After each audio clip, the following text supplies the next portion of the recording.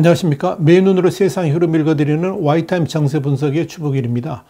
미일 정상회담에서 이제 공동성명이 발표됐죠. 한 52년 만에 이 대만 해협의 평화와 안정이라는 문구가 들어가가지고 중국이 강력히 반발하고 있는데, 이 홍콩에서 발행되는 명보, 밍바오라 그러는데, 이 명보는 19일 먼저 일본을 제압한 후에 미국을 막는 전략을 취할 것이다, 이렇게 주장하고 나서서 주목을 끌고 있습니다.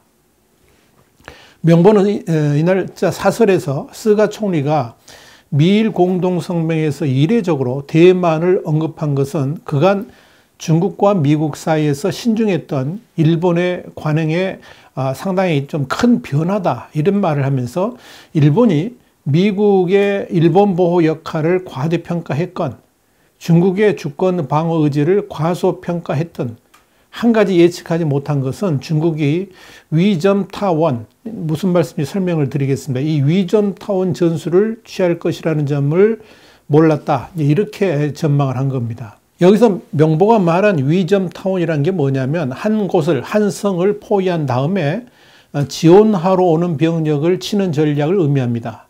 다시 말씀드려서 일본을 먼저 포위한 후에 이를 지원하러 오는 미군을 치는 전략을 쓰겠다, 이런 뜻입니다.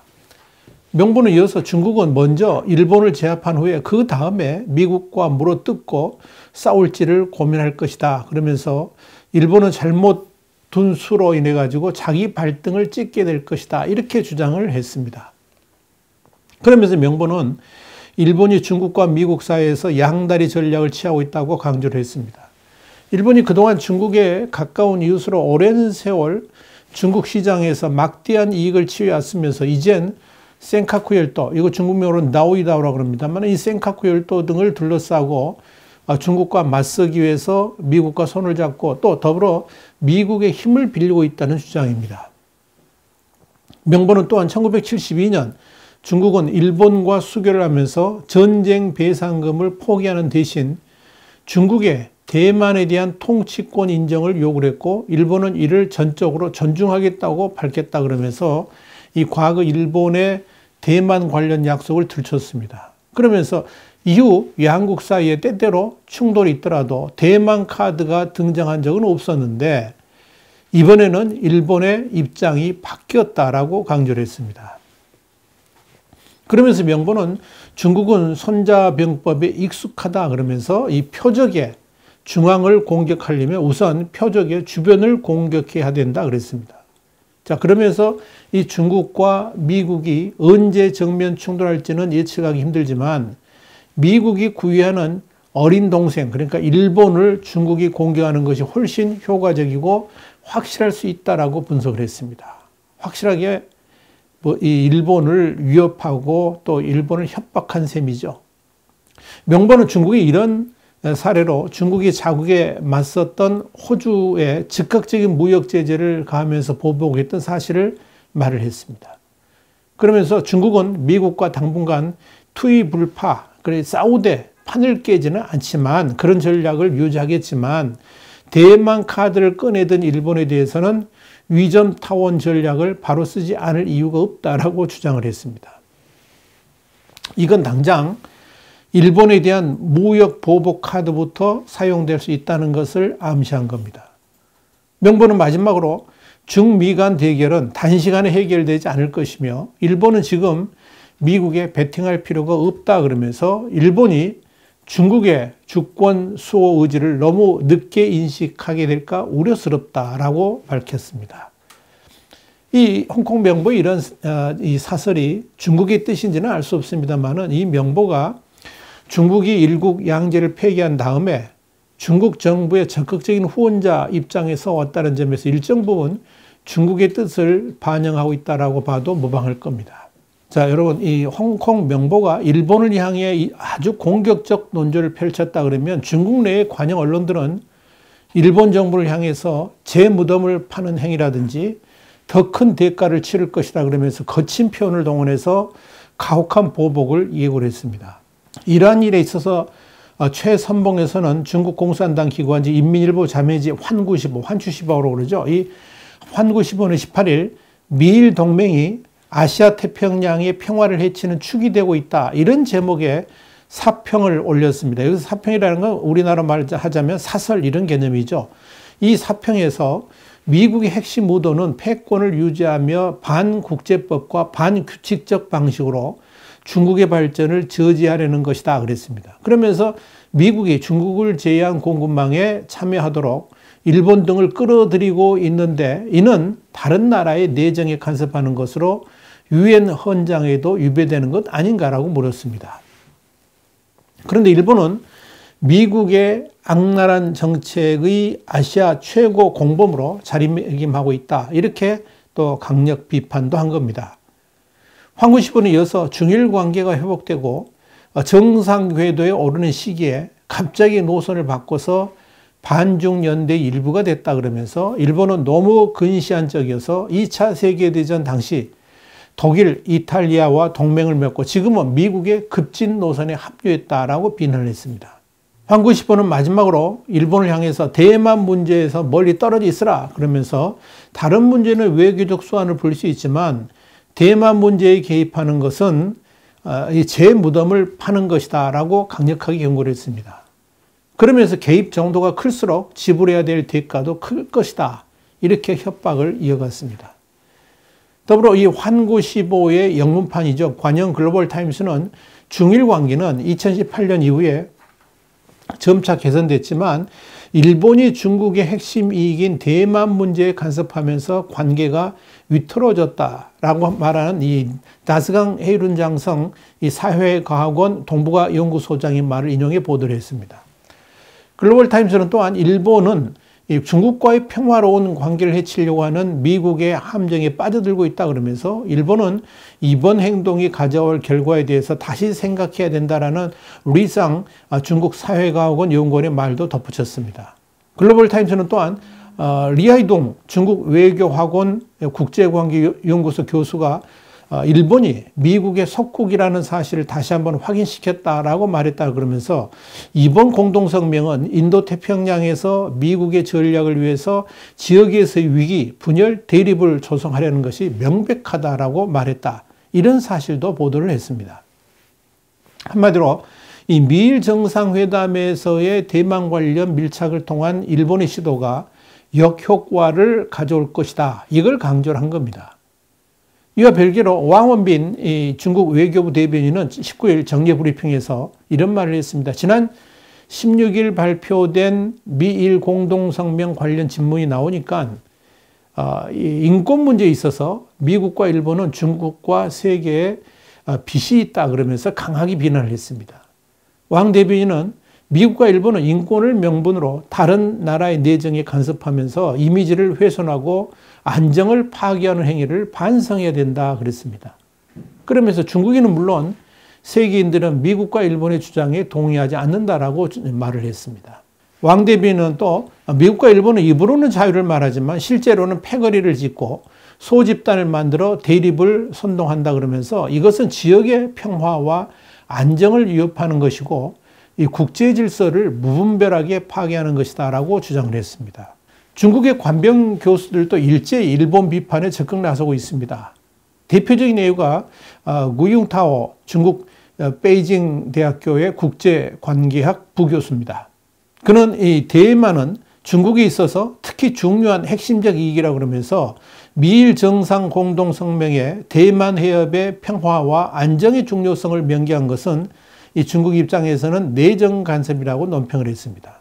그러면서 그는 최근 수년 이 우호를 향하던 중국의 대일 정책이 전환할지 어떨지 갈림길에 접어들 것이다 그러면서 중국과 미국 사이에 대만 문제가 격화하는 경우에 최전선에 서는 것은 일본이다 그랬습니다. 일본이 미국에 가까이 가면 갈수록 안전보장의 위험을 안게 된다는 딜레마를 일본 자신이 더 인식해야 된다라고 아주 강하게 위협을 한 겁니다. 중국이 이렇게 일본에 대한 강력한 반격을 함과 아울러서 중국은 막강한 경제력과 코로나 백신을 앞세워가지고 주변국 외교 카드로 맞대응에 나섰습니다. 중국의 아시아 외교에서 중요 국가 중에 하나인 일본이 완전히 미국에 돌아서면서 미국의 대중국 포위 전략이 힘을 얻게 되니까 이 중국은 이걸 타개하기 위해서 주변국 외교에 총력을 벌이고 있는 겁니다. 슈리핑 중국 사회과학원 아태 글로벌 전략연구원도 중국의 주변국 외교가 전방위로 심화됐다 그러면서 중국이 친선해용, 그러니까 이웃 국가하고 친하게 지내고 성실하게 대하며 혜택을 주고 포용한다. 이런 친선해용, 그리고 1대1로 중국과 중앙아시아, 유럽을 연결한 육상, 해상 실크로드를 말하는 거죠. 이 1대1로가 주변국 외교 이념으로 질적인 성과를 거뒀다고 자화자찬을 했습니다. 이런 분위기를 확고하게 하기 위해서 지난 18일부터 시작된 포럼이 하나 있습니다. 세계 대변화 국면이라는 주제로 시작됐는데요. 아시아판 다보스 포럼으로 불리는 이 보아오 포럼에서 중국의 코로나19 방역 성과와 그리고 1대1로 등이 강조되면서 주변국을 포섭하는 무대로 만들고 있습니다. 또 중국 국제 라디오 등은 이 중국이 상하이 협력기구, 이걸 SCO라고 그러는데요. 이 SCO, 그리고 중국 아세안 정상회의, 아세안 플러스 3, 그러니까 한중일 정상회의, 또 란창강, 메콩강 협력 프로젝트, 보아오 포럼, 아시아 인프라 투자은행, 이걸 AIIB라고 그럽니다. 이런 것들을 설립해가지고 새로운 협력 플랫폼을 구축해서 영내 협력을 강화했다라고 보도를 했습니다. 중국이 사실상 미국을 겨냥해서 만든 SCO의 회원국은 중국과 러시아, 카자흐스탄, 키르기스탄, 타지키스탄, 우즈베키스탄, 인도, 파키스탄 이런 나라들로 구성되어 있습니다. 사실 이 중국의 주변국 다독이 프로젝트는 미국을 중심으로 이 대중국 포위망이 형성되면서 이미 시작된 과업이기도 합니다. 특히 중국이 가장 신경을 쓰는 나라들이 바로 한국과 일본과 인도였습니다. 지난 3월 7일 이 중국의 왕이 외교부장은 이 중일 관계 개선은 양 국민뿐만 아니라 지역 평화와 안전에 있어서 플러스다 그러면서 여러 문제에 대해 쌍방은 대화를 통해 이해를 기피하고 신뢰를 쌓아갈 수 있다 그랬습니다. 그러면서 일본에 대해서 굉장히 유화적인 메시지를 전달을 했었습니다. 그건 뭐 일본이 더 이상 미국에 치우치지 않도록 다독인 거죠. 왕이 부장은 이 인도에 대해서도 국경 분쟁에도 불구하고 협력을 강조를 했습니다. 그리고 또 우호적인 메시지를 내놨습니다. 그런 중국과 인도는 상대방에 대해 위협, 경쟁자 대신에 친구와 파트너가 되어야 된다라고 강조를 했습니다. 서로 관계를 쌓는 걸 도와야 된다 이런 말도 했었습니다. 그리고 3월 12일에는 한국의 정의용 외교부 장관을 샤먼으로 불러가지고 역시 한미일 삼각동맹이 더 이상 강화되지 않도록 다독였죠. 발목을 잡은 셈입니다. 그런데 말입니다. 이런 중국의 주변국 포용 정책은 이미 신의를 다 이뤘고요. 더불어서 그동안 중국이 해왔던 회색 콧불소 외교로 중국의 이런 원대한 꿈이 생각대로 제대로 진전될 것으로 보이지는 않습니다. 이미 인도하고는 국경 충돌로 금이 갈 대로 갔고요. 그 반대급부로 미국이 주도하는 쿼드 국가의 일원이 됐죠. 일본마저 이번 미일 정상회담을 통해서 확실하게 등을 돌렸습니다. 어디 그뿐입니까? 확실한 중국 우호국이었던 필리핀도 완전히 반중으로 돌아섰고요. 같은 사회주의 국가였던 베트남마저도 남중국해 영유권 분쟁을 겪으면서 사이가 나빠졌습니다. 호주와의 관계 또한 악화일로를 걷고 있죠. 더불어서 홍콩 보안법, 국가보안법이라고 그러는데 이 국가보안법 시행을 놓고 싸웠던 영국과는 올 들어 방송 전쟁을 벌이기도 했습니다. 자, 이렇게 반중국 정서는 전 세계적으로 확산되고 있습니다. 올 들어 이런 정서가 더욱 강화되는 데는 중국 우월주의의 영향도 한몫을 했습니다.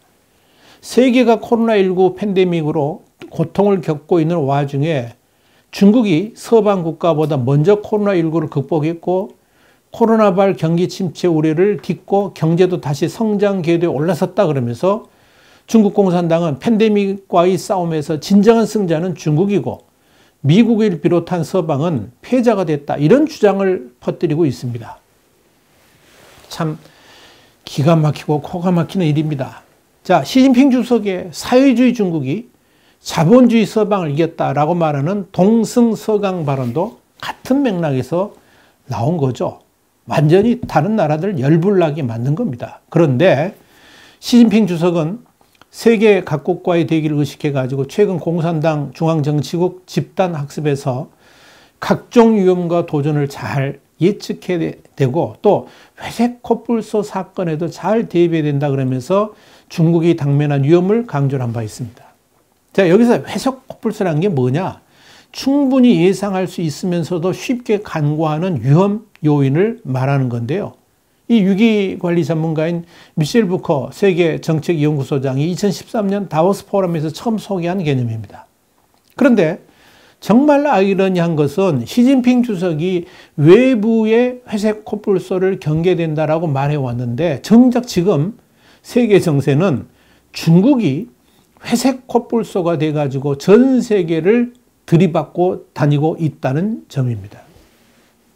이번 미일 정상회담에서 발표된 공동성명에 불만을 품은 중국이 일본에 대해 강력한 보복을 하겠다고 했지요. 다시 말해서 회색 코뿔소 중국이 일본을 들이받겠다 이런 의미입니다. 그러면서 다른 나라들은 특히 한국에 대해서 미국에 따라 반중 대열에 서지 말라라고 경고를 한 겁니다. 잘못하면 미국 대열에 서면 우리가 가서 들이받겠다 이런 거죠.